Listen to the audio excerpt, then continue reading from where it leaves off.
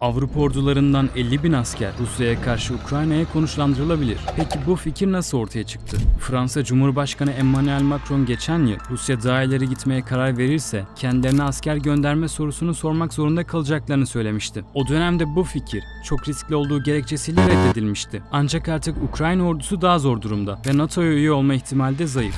Ayrıca Avrupa devletleri mali konuda sıkıntılarla karşı karşıya. Bu sebeple alternatif olarak sahaya asker konuşlandırılması gündemde. Donald Trump'ın ABD başkanı olmasıyla Rusya-Ukrayna arasında ateşkes yapılması daha fazla konuşuluyor. Yeni başkan Avrupa'nın daha fazla kendi başının çaresine bakmasını istiyor. Financial Times 1000 kilometrelik cephe hattına 40.000 ila 50.000 asker konuşlandırılması beklendiğini yazdı. İngiltere, Fransa ve Hollanda'nın öncülüğündeki bir koalisyonun yanı sıra Baltık ve İskandinav ülkeleri bu güce askeri personel sağlayacak. Ukrayna lideri Volodymyr Zelenski, barış anlaşmasını uygulamak için en az 200.000 müttefik askere ihtiyaç duyacaklarını açıklamıştı.